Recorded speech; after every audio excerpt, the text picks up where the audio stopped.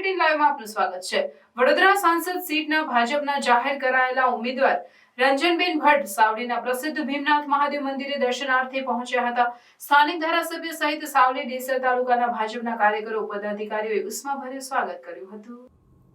વડોદરા જિલ્લાના છેલ્લી 2 ટર્મના સાંસદ અને ભાજપના શીર્ષ નેતૃત્વએ સતત ત્રીજી ટર્મ માટે ફરી રંજનબેન ભટ્ટને ઉમેદવાર જાહેર કરતા જિલ્લા ભાજપમાં જશ્નનો માહોલ સર્જાયો હતો।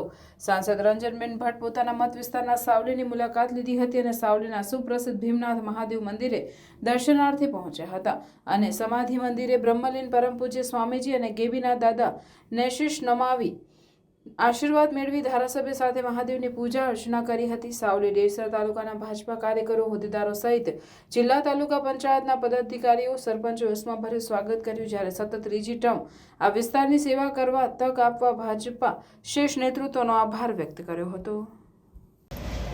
દેશના પ્રધાનમંત્રી આદરણીય નરેન્દ્રભાઈ મોદીજી દ્વારા વડોદરા લોકસભાની સેવા કરવાની ત્રીજી વખત જ્યારે જવાબદારી આપી છે, હું પ્રધાનમંત્રી શ્રી નરેન્દ્રભાઈ મોદીજીનો હું ખૂબ ખૂબ આભાર માનું છું।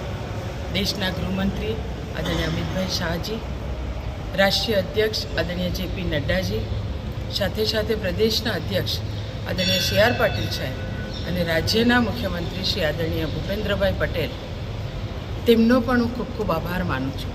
રાષ્ટ્રીય નેતૃત્વગણ, પ્રદેશનું નેતૃત્વગણ, તેમનો હું ખૂબ ખૂબ આભાર માનું છું। સાથે સાથે મારા વડોદરા લોકસભાના શહેર હોય, જિલ્લો હોય, તમામ ધારાસભ્યશ્રી, સૌ સંગઠનની ટીમ, સૌ કાર્યકર્તાઓ, દરેક ચૂંટાયેલા પ્રતિનિધિ અને વડોદરા લોકસભાના તમામ મતદારો જે મને આશીર્વાદ આપ્યા છે અને જે 10 વર્ષ મારી સાથે જોડાઈને પ્રેમભાવ સાથે મને જે સહયોગ આપ્યો છે અને એટલે ફરીથી મને આ સેવા કરવાની તક મળી છે, હું તમામનો ખૂબ ખૂબ આભાર માનું છું। આજે સાવલી ખાતે સ્વામી બાપાની મંદિરે આવીને સ્વામીજીના આશીર્વાદ લીધા।